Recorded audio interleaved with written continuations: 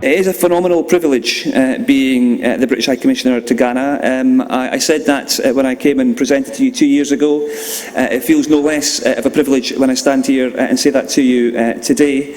And I feel there is so much that we can do, so much that we are doing, and so much of it is about how we kind of act together, act in concert, act with a good degree of humility between the public sector, between the private sector, genuinely try and understand what each other's motivations are and what our incentives are, and then lean in behind a set of common priorities and make things happen. And I think no better example of that really has been than through the year of return last year. And I heard the Honourable Minister saying that just a moment ago. But the year of return for me was absolutely phenomenal. Over Christmas, I actually had my own parents come to stay with me, and I think they were surprised that I was out until 3 o'clock in the morning for 4 nights in a row, and did wonder if I hadn't quite left my student days behind me. But I did assure them that's not normal, but I can see with beyond the return coming back, it might be a bit more normal in the future. But the energy, the optimism, the fact that we could see Ghana for what it is was brilliant. A masterstroke, if I may say so, from the President. And the question as ever is what follows. And it was great, therefore, to see the 5-year MOU that was taken forward by Afro Nation just 2 days ago, to make sure that the year of return is not about 1 year, it's not about one event, but it's about the kind of building on success and talking about what comes to follow.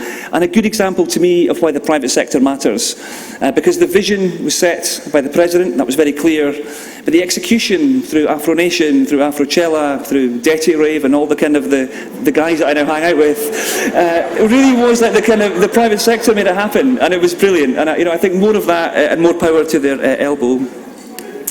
Let me say a quick word about the Africa Investment Summit, which happened on Monday as well, in advance of this session, where I think Ghanaian fingerprints were all over the summit. From Lucy Quist, who was comparing the event, to Charles Antewim, who runs Dext Technologies, who I think was here as well, presented in the most calm fashion you can imagine, in front of 16 presidents, talked about how the technology that he has developed in Ghana, about a lab on your back that you carry around. That sense, again, of optimism, of confidence, I thought was just brilliant. And good again to see Ghana there. The President, His Excellency, the President, talking about sustainable finance and infrastructure with the President of Kenya, President Kenyatta, and then his various kind of bilaterals with the Prime Minister and the Duke of Cambridge and so on. Ghanaian fingerprints really were all over the summit, and the feedback that I've had since has been just that kind of sense of wanting to make sure that we really do take this forward very, very actively. I think for me, I guess, hopefully inevitably in my role, I wasn't in any way surprised by that. I think there is a good degree of momentum. We've tried from a government to government level to focus on the UK-Ghana Business Council as the vehicle through which we try and prioritise this activity. And I see the Honourable Minister for Trade here, who has been a key driver for making that such a success, with the Vice President and Minister of Finance and many others. And it's really kind of through that I think we've managed to prioritise more investments into Ghana.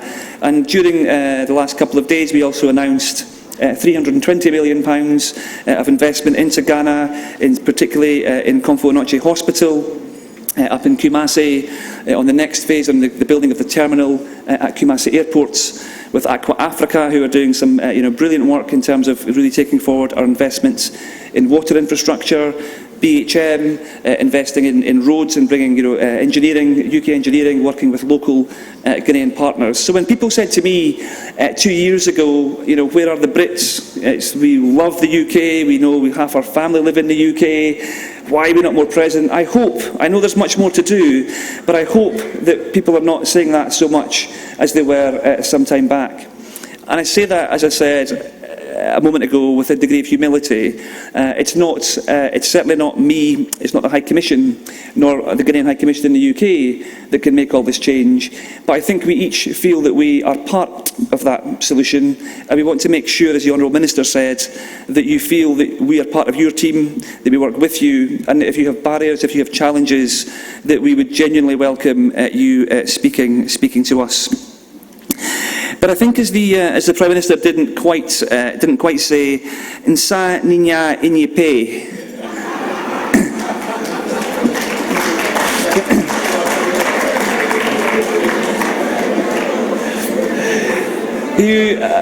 I think he went viral on social media after talking about that. But it's true, all fingers are not the same, and we want to make sure that, really importantly, the UK must not ever take Ghana for granted. I hope Ghana does not take the UK for granted. Partners choose each other, they invest in each other. I was pleased that bilateral trade went up 21% last year. I was pleased that within that, Ghanaian exports to the UK market went up 55%.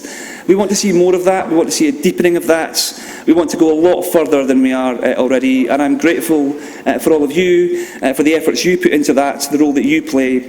And let me say, one final comment, which is that should you ever look for support, ever look for partnership, we in the High Commission in Accra, with, as I said, my good friend, His Excellency the Ghanaian High Commissioner to Ghana, we are part of the same team. Let's work together, and I look forward to seeing more of you in the year ahead. Thank you very much.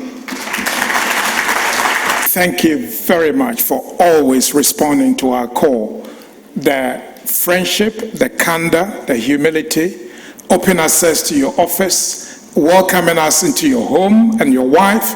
We really appreciate that. You've been a true friend of Ghana.